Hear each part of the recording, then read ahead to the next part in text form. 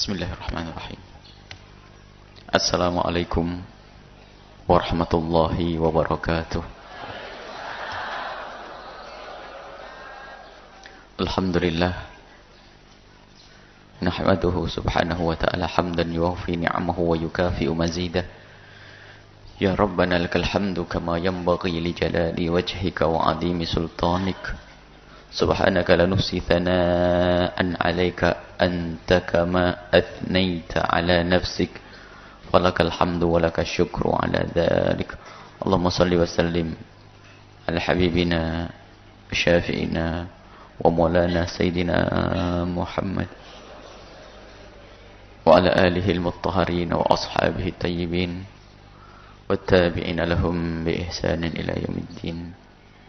Allahumma ya rabbana la tada' lana fi hadzal yawm al-mubarak dhanban illa ghafartah wa la 'aiban illa satartah wa la ghaiban illa radattah wa la maridan illa shafaitah wa la jahilan illa 'allamtah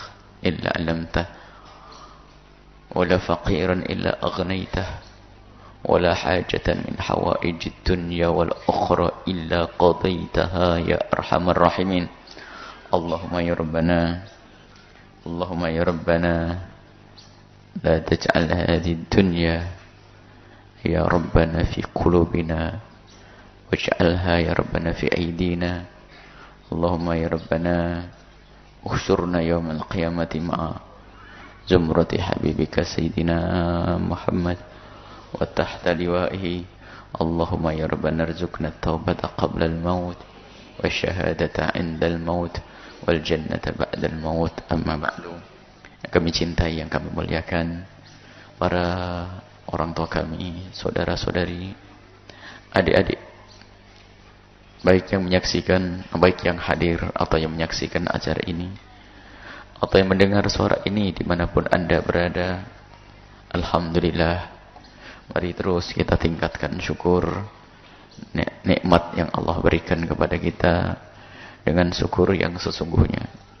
Berusaha menggunakan apa yang Allah berikan kepada kita untuk hal-hal yang Allah ridho. Dari kesehatan kita gunakan untuk banyak beribadah. Dari harta kita gunakan untuk berinfak, membantu orang lain.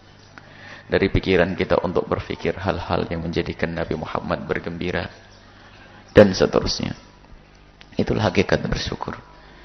Dan mari kita manfaatkan nikmat yang Allah, mari kita sempurnakan atau kita mengundang nikmat Allah lagi dengan perkumpulan kita semacam ini, yaitu dengan syukur yang sesungguhnya, dengan menyadari bahwa perkumpulan seperti ini adalah mahal harganya.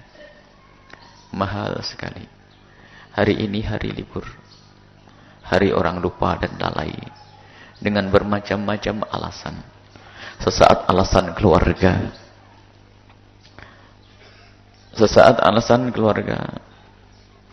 sesaat alasan refreshing, sehingga tidak bisa menghadiri majelis mulia semacam ini. Akan tapi ada orang yang setiap harinya penat dengan pekerjaan pun bisa hadir ke tempat ini. Bahkan ada orang yang sangat indah di dalam keluarganya pun bisa menghadiri tempat semacam ini. Kalau alasan keluarga, kita bisa menciptakan keindahan. Dan termasuk mungkin ada yang ingin nyantai dengan sanak keluarganya. Tapi banyak mereka yang ingin nyantai di siang hari, pagi harinya, memulai dengan menghadiri majelis yang semacam ini. Bahkan ada di antara yang hadir ini adalah keluarga yang sangat sibuk, yang bapaknya tuh pergi pulang Jakarta seminggu sekali. Akan tapi dipastikan dengan anaknya untuk hadir ke tempat ini, nanti setelah itu makan bersama di mana. Itulah orang cerdas. Jadi sambil menyelam minum air, okelah anakku, hari ini kita akan berjalan-jalan. Tapi ayo mampir tempat mulia. Ada di antara saudara-saudara kita yang seperti itu. Itu adalah orang-orang cerdas.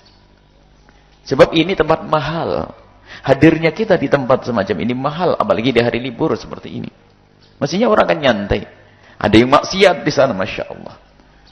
Ada di satu tempat itu mau maksiat tuh ngantri mobilnya. Dan setiap malam Sabtu atau malam Ahad itu sudah biasa. Untuk macet berjam-jam. Untuk berlomba bagaimana nanti bisa maksiat lebih maksimal. Ini kan sebuah satu kehinaan yang Allah berikan kepada hamba tersebut.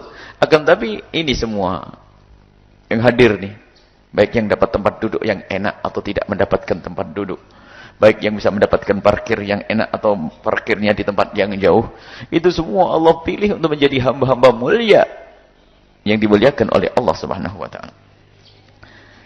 Baik, mari kita lanjutkan belajar kita dengan Imam Nawawi dengan kitab Riyadhus Shalihinnya.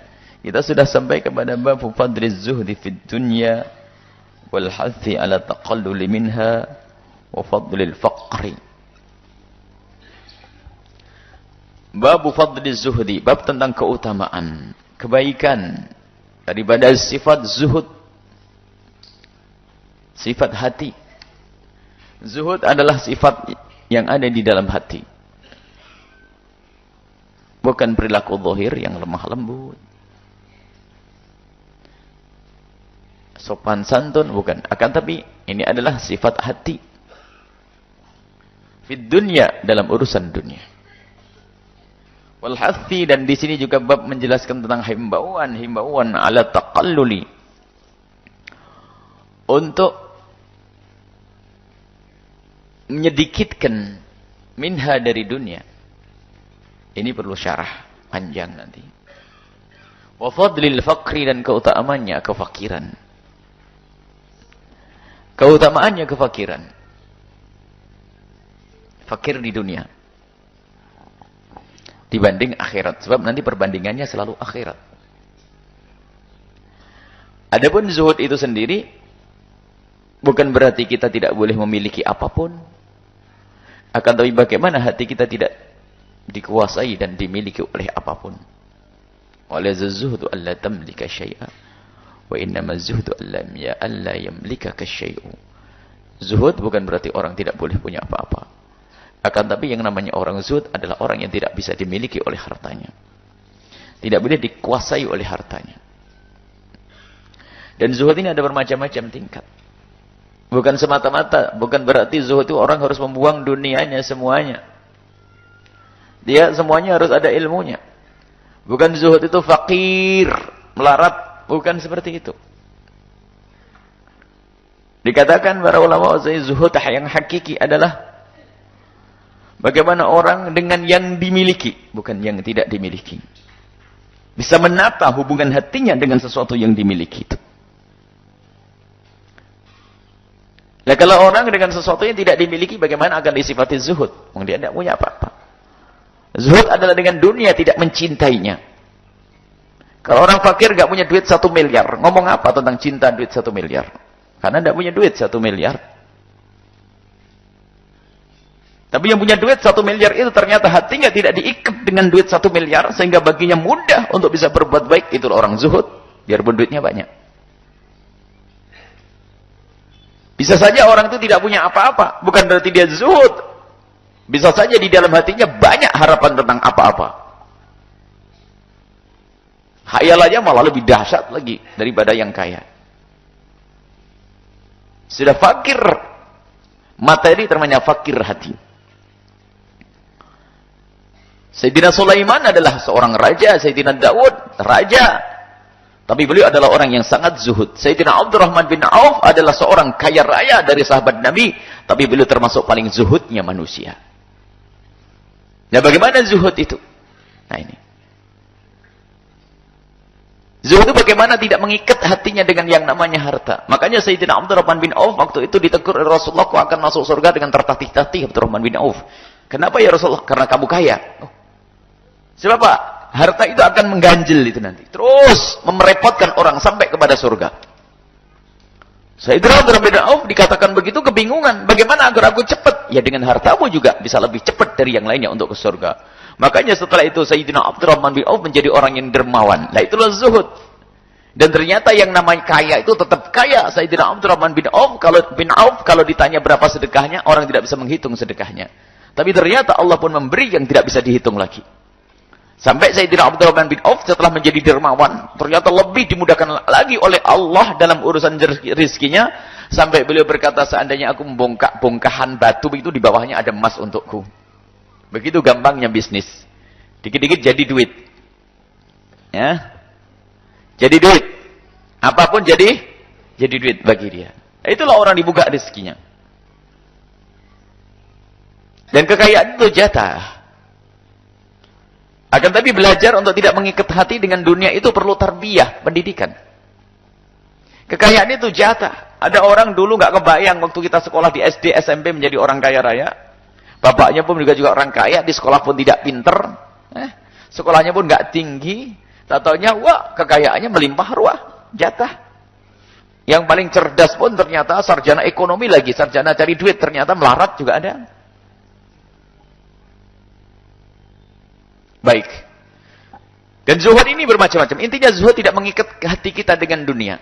Sehingga kita ketemukan orang kaya di zaman sekarang saja masih banyak. Makanya kalau ada cerita Sayyidina Abdurrahman bin Auf adalah orang yang sangat zuhud tapi kaya raya, tidak mengikat hatinya dengan dunia. Di zaman sekarang pun masih kita menemukan orang-orang semacam itu. Infak itu begitu mudah baginya. Uang itu adalah subhanallah. Apa sih kebutuhan apa untuk berdakwah, untuk perjuangan? Ayo. Bukan 10.000, 5.000, bukan 1 juta, 2 juta. Bahkan kadang-kadang seberapa perlunya. Mungkin kalau uang, ya 1 miliar. Mungkin 2 miliar. Ada mungkin orang berinfak sedekah lebih dari itu semuanya. Kenapa bisa melakukan itu semua? Itulah karena oleh Allah sudah dibenarkan hatinya. Sehingga keberhasilan yang sesungguhnya di dalam urusan dunia bagi ahli akhirat adalah seberapa banyak yang telah engkau berikan untuk kepentingan dakwahnya Nabi Muhammad, untuk perjuangan Nabi Muhammad, bukan seberapa banyak yang kau kumpulkan. Koleksi 16 atau 60 mobil antik. Koleksi 60 mobil, harganya selangit. Rumahnya ada 27 misalnya. Bagus. Bukan dilarang utang seperti itu. Asalkan apa? Sedekahnya juga seimbang. Tapi yang menjadi rendah adalah menjadi budaknya dunia. Dan dia adalah menjadi hamba dunia. Adalah jika yang dikumpulkan adalah banyak. Tapi subhanallah. Oleh Allah diberi di dalam hatinya kekikiran. Sehingga kecintaannya kepada dunia. Jadi mengeluarkan duit berat sekali. Sumbangannya paling 1 juta, 2 juta sudah gede. Padahal dia adalah miliaran. Tapi begitu sebaliknya kalau sudah orang buka hatinya seorang tukang becak. Berapa penghasilannya sehari ternyata dia tidak lupa untuk mampir ke masjid. Memberikan uang infak ke masjid dalam sehari tidak kurang dari 5.000. Sehari 5.000, tolong dikalikan berapa itu. 5.000 ini seorang tukang becak. Karena memastikan dirinya untuk melakukan sholat. Bahkan ada penjual yang penjual setiap ke toilet masjid. Dia merasa bahasanya pertama menggunakan masjid, maka dia harus memberi. Kalau biasanya orang bayar 1.000 di pom bensin, ternyata dia mengatakan setiap hari saya harus ngasih uang 3.000 sampai 5.000. Saya tanya berapa tahun ibu di sini? Sudah 20 tahun. Tak hitung berapa juta itu. Zuhud. Zuhud itu biarpun orangnya fakir, ternyata dia mudah untuk mengeluarkan uangnya. Kaya pun begitu. Kaya bukan terlarang sebab kaya jatah Sayyidina Abdurrahman bin Auf kaya. Siapa yang menjadikan Sayyidina Sulaiman raja? Allah. Siapa yang menjadikan Sayyidina Daud raja? Allah. Mereka menjadi raja-raja hebat, besar. Kalau zaman itu negeri adidaya. Kejayaan ya pada zaman itu adalah zamannya Nabi Sulaiman ya. Dunia yang megang Nabi Sulaiman. Nggak main-main. Akan tapi beliau adalah sangat zuhud. Nah ini. Dan zuhud itu ada bermacam-macam tingkatan. Sudahlah kita bicara zuhud nanti mabuk, pusing ya, terlalu susah. Sekarang kita sederhanakan seperti yang dikatakan oleh Imam Ahmad ibn Hanbal. Zuhudnya orang awam. Nah kalau kita zuhudnya orang awam saja tidak, kayaknya zuhud apaan nanti? Zuhud paling rendah adalah zuhudnya orang awam. Zuhudnya orang awam, tarkul haram. Tarkul haram. Pokoknya sudah bisa menghindari dari yang haram, sudahlah kaya-kaya. Pokoknya jangan yang haram. Kalau bisnis yang benar. Jadi ini adalah awal ini. Ini paling rendah sudah. Nah sekarang bisnis saja masih ada campur baurnya dengan haram, gimana bisa disebut zuhud? Nggak akan disebut zuhud. Sebab haram mengundang murka Allah, tidak menghantarkan keselamatan. Jadi ini tarkul haram. Kerja milih yang halal, bukan milih yang banyak. Mikirin, Masya Allah, itu orang zuhud. Makanya sekarang wahai orang kaya, ayo kita sudah masuk zuhud ini dulu sudah. Jangan berbicara tentang sedekah, ntar dulu, ini martabat berikutnya nanti. Sekarang usaha kebersihkan bisnismu semua dari yang haram. Sudahlah, luar biasa ini. Sudahlah kita masuk zuhudnya orang awam dulu, selamat nanti. Baru naik pangkat. Wahai bisnis, wahai orang yang suka, yang berjuang di dalam dunia materi. Tidak dilarang kau berdagang. Akan tapi yang benar, transaksi yang halal, modal yang benar, jangan urusan dengan riba. Terus. Agar kita masuk kelompok zuhud paling ringan ini dulu. Nah kalau sudah yang pertama ini, sudah tangga ini kita masuki, baru nanti berpikir untuk naik pangkat lagi. Dengan memberikan apa yang Allah berikan kepada kita, untuk kejayaan, untuk perjuangan, untuk pesantren, untuk dakwah, baru nanti masuk zuhudnya orang khusus. Kalau zuhudnya orang khusus adalah apa? Dia adalah tarkul fudul minal halal. Dari yang halal ini dipilah. Yang sudah tidak dibutuhkan, maka dikeluarkan. Dan kebutuhan ini bermacam-macam loh ya. Bukan berarti langsung dihabiskan duitnya, tidak. Kalau misalnya Anda seorang kaya, mempunyai tanggung jawab di bawah naungan Anda adalah 500 pegawai. Ya harus dibayari dong, pegawainya harus digaji dong. Atau di bawah Anda adalah naungan anak-anak yang Anda rawat, misalnya 200 anak-anak fakir. Maka kebutuhan bagi Anda adalah selebih dari 200 untuk 200 anak orang fakir tersebut. Atau Anda yang mempunyai istri dan anak-anak, maka setelah kebutuhan istri dan anak-anakmu, itulah yang boleh kita keluarkan untuk berbuat baik. Bukan berarti tentang zuhud, anak-anakku semuanya bersabarlah kalian, ini duitnya Abah mau saya berikan semuanya. Ada orang ngadu Rasulullah, saya ingin bersedekah dengan harta saya. Semuanya dijawab oleh Rasulullah, jangan. Separuh, jangan, itu masih banyak. Sepertiga, ya sepertiga, itu pun masih banyak sebetulnya. Jadi ternyata, apa namanya, cukup itu sendiri sesuai dengan keadaan masyarakat tertentu. Kalau umumnya harus pakai motor. Akan tapi intinya, di saat sudah merasa cukup dengan kebutuhan, bukan kebutuhan yang terus diikuti karena budaya. Gara-gara sering nonton televisi, banyak model baru, mobil baru, segala macam. Sehingga tidak zuhud, tidak selesai-selesai ya hajatnya. Kayaknya targetnya terus, nambah terus keinginannya. Nah itu adalah orang takma. Jadi zuhudnya orang khusus itu adalah bagaimana sesuatu yang telah dibutuhkannya, baru setelah itu dia gunakan untuk kebaikan. Nah, ini meningkat dari yang pertama kali. Sehingga setelah dia mendapatkan rezeki yang halal, ternyata ia banyak berbuat baik untuk orang lain. Allah. Infak, sedekah, pesantren.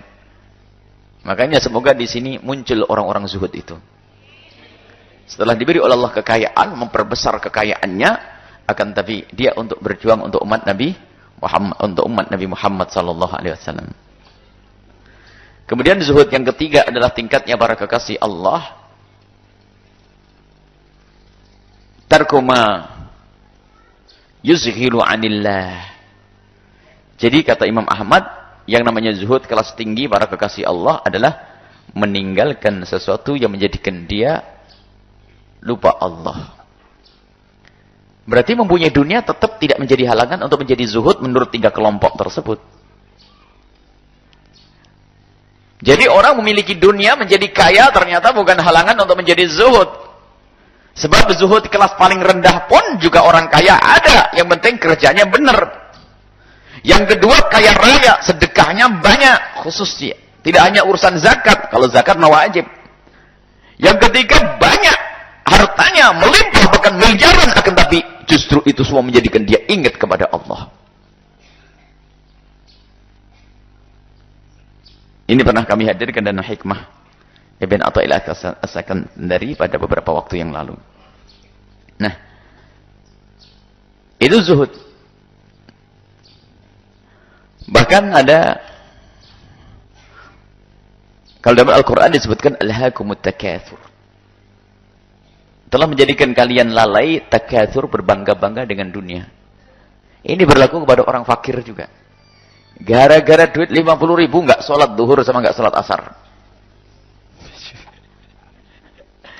Jadi jangan dianggap orang kaya saja yang terlena dengan dunia ini. Padahal yang menjadikan dia terlena duit yang belum di tangannya. Gaji yang saya terima besok pagi itu. Allah. Itulah hamba-hamba yang sengsara. Sudah di dunia sengsara, di akhirat lebih sengsara lagi. Baik, inilah bab kita, bab zuhud. Kemudian masalah taqallul, mempersedikit dunia. Sebab ini pembahasan kita itu bagaimana dunia ini betul-betul kita anggap remeh, rendah, tidak bernilai. Sehingga urusan kita dengan dunia itu tidak urusan yang kita mencintai dunia. Nah, ini caranya dihadirkan nanti. Ada ayat-ayat Al-Quran yang dihadirkan Imam Nawawi. Bagaimana agar kita dengan dunia itu mempersedikit. Bukan berarti kita menjadi orang fakir, bukan. Bahwasanya dunia itu kita anggap remeh, kecil, sedikit. Wa fadlul fakri, dan keutamaannya kefakiran tuh. Fakir kok ada keutamaannya. Ini akan masuk babnya masing-masing. Baik, sekarang kita kembali kepada kitab Riyadhus Shalihin. Di sini Imam Nawawi rahimahullah taala menghadirkan ayat Al-Quran yang pertama adalah dari surat Yunus. Beliau menjelaskan, di sini beliau menghadirkan satu firman Allah Subhanahu wa taala dalam surat Yunus, qala Allah taala, "Inna mamathalul hayatid dunya." A'udzu billahi minasyaitonir rajim. Bismillahirrahmanirrahim. "Inna mamathalul hayatid dunya kama'in anzalnahu minas sama'i fakhtalata bihi nabatul ardi mimma ya'kulun nasu wal an'amu hatta idza akhadhatil ardu zuhrufaha wazayyanat wa dhanna ahluha annahum qadiruna 'alayha ataha amruna laylan aw naharan faj'alnaha hasidan ka'an lam taghna bil amsi kadzalika nufassilul ayati liqaumin yatafakkarun." Permisalan dunia ini. Suruh tafakkur. Jadi coba renungi dunia ini. Dunia ini adalah seperti air yang mencurah.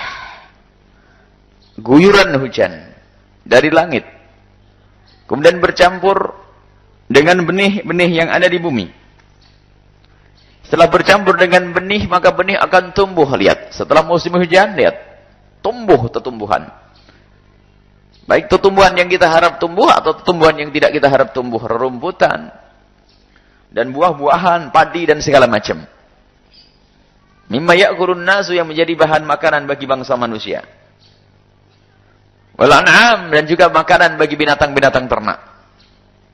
Hatta idza akhadhatil ardu zukhrufaha, sampai di saat wa dhanna ahluha, dan orang yang memiliki perkebunan pertanian tersebut itu menduga bahwasanya annahum qadiruna 'alaiha, pasti bisa memanennya nanti. Pasti akan bisa memanennya. Esok hari sudah merencanakan panen. Ataha amruna lailan aw naharan, tiba-tiba datanglah keputusan Allah, musibah. Di malam hari atau di siang hari. Waja'alnaha hasidan, sehingga ditemukan di esok harinya tanaman yang seharusnya dipanen itu sudah dipanen. Artinya tidak ada lagi. Ka'lam takhna bil amsi, seperti tidak pernah ada apa-apa hari sebelumnya. Jadi yang semula ada tumbuhan, buah-buahan, atau padi yang menguning tinggal memanen saja. Ternyata tiba-tiba kita lihat waktu ada padi itu. Kemarinnya kita lihat padi menguning luar biasa. Tinggal memanen. Di pagi hari, besoknya di pagi hari kita ke belakang. Kita perhatikan kok nggak ada benih, nggak ada biji padinya, pada kemana? Apakah dipanen sama orang? Karena kebetulan panen kita terlambat, paling terakhir, habis semuanya. Duh. Tak taunya apa? Dimakan tikus. Lihat, dalam semalam itu habis semuanya. Dimakan tikus, pernah di belakang ini. Saya ingat ini, ya betul. Allah gampang, kirim tikus. Sedekah, memang selesai. Kalau tidak paham, kita bisa terjerumus. Sebab urusan kita dengan dunia itu adalah seperti tadi itu. Orang yang menanam, di saat ada turun hujan, menanam, kemudian di saat menanam, lagi hijaunya, lagi mau panen, tiba-tiba datang bencana. Nah, kalau bisa langsung manen kan untung. Maksudnya kita dengan dunia kok begitu, lihat. Ada orang ngumpulin dunia sebanyak-banyaknya, baru bangun rumah, bangun gedung, mati. Ya kan? Nah itu loh maksudnya. Pasti datang bencana. Kalau dalam kisah di dunia tidak pasti. Ada orang panen di sini setiap bulan, setiap tahun kita dengar ada apa? Panen. Bukan itu gambaran yang dihadirkan Allah tuh. Gambaran dunia itu dengan dirimu itu adalah seperti itu loh. Nih. Semua yang urusan dengan dunia. Maka nanti ini yang akan dihadirkan oleh Imam Nawawi rahimahullah ta'ala agar kita punya kesadaran bahwasanya hidup yang sesungguhnya nanti adalah di akhirat. Sehingga orang kaya di dunia ini bisa menjadikan kekayaan ini bekal menuju akhirat. Nah ini yang diinginkan oleh Imam Nawawi, selamat kita dengan kekayaan yang Allah berikan kepada kita. Tapi harus tahu perbandingan dulu. Perbandingannya dunia dengan akhirat. Kalau dunia kayak begitu, bakal berakhir, dunia akan meninggal muqtadirah. Jadi digambarkan yang namanya kehidupan dunia itu seperti itu. Seperti air turun dari bumi, dari langit, kemudian bercampur dengan tanaman-tanaman yang ada di bumi. Tiba-tiba di saat mulai menghijau, fa'asbaha hashiman, tiba-tiba berubah. Ada bencana menjadi menguning, mengering, tadruh riyah, kemudian dia dimempas oleh angin, berantakan, hancur semuanya. Maksudnya begitulah dunia. Jadi saat hijau-hijaunya ternyata bakal... Semua orang lihat senang, siapa tidak senang dengan perhiasan dunia? Tapi disuruh membuat perbandingan nih selalu. Siapa nggak senang dunia? Maksudnya, siapa yang tidak membutuhkan kepada dunia? Sampai di dalam Islam sendiri, man mata duna mali mata syahida. Barang siapa yang meninggal dunia untuk membela hartanya yang halal, mati syahid. Ada perampok, lalu kita melawan perampok, mati syahid, atau untuk menjaga harta kita. Padahal tadi disebutkan dunia katanya rendah. Maksudnya itu bukan begitu. Dibanding dengan akhirat, inilah yang harus kau pahamkan. Perbandingan. Dunia itu sementara, dunia itu... Anak adalah hiasan. Di dunia ini lihat, senang lihat anak dan sebagainya. Akan tapi yang harus kita ketahui, ini juga amanat dari Allah Subhanahu wa ta'ala. Anak, kalau tidak kita tinggalkan, dia akan meninggalkan kita. Dan pilihannya juga, anak kalau tidak menjadikan orang tua selamat, akan menjadikan orang tua masuk neraka. Harus paham ini. Maka hiasan. Hiasan di dunia dianggap sebagai orang punya anak. Belum tentu di akhirat dia punya anak. Hati-hati. Di dunia seperti punya anak, berhasil, nanti di akhirat. Nah ini perlu pendidikan ini. Kebetulan saat ini adalah saatnya anak-anak ujian. Habis ujian mau pada kemana? Hei para orang tua, ingat anakmu kau sekolahkan di mana? Akan ditanya oleh Allah Subhanahu wa ta'ala. Awas yang menyekolahkan anaknya, jangan hanya memasukkan anak di sekolah favorit, akan tapi tidak kenal Allah, tidak kenal akhlak, lalu ternyata malah justru jauh dari Allah, kemaksiatan dilakukan, akhlaknya rusak, bejat. Tidak ngerti ilmu sujud, tidak kenal Nabi Muhammad, maka bapaknya dan ibunya yang rugi. Sehingga dia hanya menjadi hiasan di dunia saja. Bahkan kadang di dunia pun sudah tidak menjadi penghias. Aneh. Dan ada model manusia semacam itu. Bagaimana? Menjaga iya, akan tapi kalau sudah sampai derajat tidak bisa berbuat baik dengan apa yang dimiliki, maka dia akan menjadi budaknya dunia. Bahkan mungkin ada orang membersihkan mobil gak percaya dengan pembantunya, padahal pembantu bekerja kan lumayan, ngasih gaji, nolong orang. Cuma enggak, karena mobil kesayangannya. Sendiri bersih. Jadi disoting, nasib betul tuh orang itu. Kau kumpulkan, akan tapi keberhasilanmu adalah bukan banyaknya yang kau kumpulkan, akan tapi seberapa banyak kau telah memberikan kepada orang lain. Manfaat untuk perjuangan itu, dakwah umat Nabi Muhammad SAW. Al-Baqir kemudian kasih perbandingan. Ternyata dunia yang kau kumpulkan itu, jika hanya untuk dunia, enggak ada apa-apanya, enggak ada gunanya. Wa baqiyatus shalihat, ternyata rendahnya dunia. Ada apa harus kita anggap bahwasanya dunia ini adalah betul-betul ringan, rendah jika kita tidak gunakan untuk keselamatan nanti di akhirat. Ini belum masuk babnya. Imam Nawawi mengajak kita untuk sadar bahwasanya duniamu adalah boleh kau kumpulkan. Bahkan boleh ini menjadi orang kaya semuanya. Bahkan kalau perlu menjadi orang kaya. Tapi kaya bagaimana? kaya yang sambung dengan kemuliaan. Kalau dalam hadis sebelumnya, warajulun qalbuhu mu'allakun bil masajidi. Seorang yang hatinya terikat dengan masjid. Dia mungkin seorang pejabat.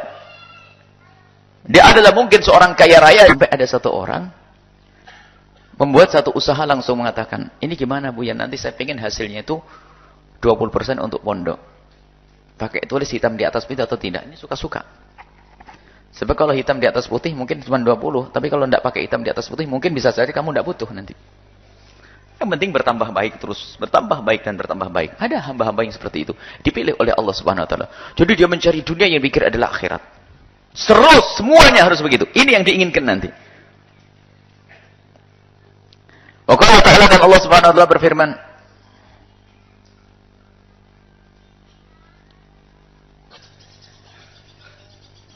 yang baharat justru tidak pernah takut bangkrut. Ya nggak punya duit, nggak pernah takut kehilangan duit. Jadi ada saja, dunia itu begitu, permainan unik. Maksudnya kalau kaya kan ini, ternyata malah semakin kaya, padahal duitnya 10 miliar. Ini bangkrut 5 miliar, mabuk dia. 5 miliar, bangkrut. Lah, sisanya berapa? Masih 5 miliar. Oh. Lihat, begitulah permainan unik. Padahal kalau dia pikir cerdas ya masih dekatnya sudah di bank itu. Jadi begitulah. Gayanya tuh kelas menengah ke atas, orang kaya. Datanya apa? Utangnya lebih gede daripada, Masya Allah. Dan ini tidak sedikit. Itu masih bisa bangga kan? Padahal kalau tahu hakikatnya, ini nyungsep. Cuma karena nggak ada yang tahu bisa berbangga. Lihat begitu uniknya dunia. Kalau di akhirat orang baik di surga, Quran hanya untuk berbangga-banggaan. Bainakum di antara kita. Jor-joran, gede-gedean rumah, mobil, dan seterusnya. Begitulah dunia.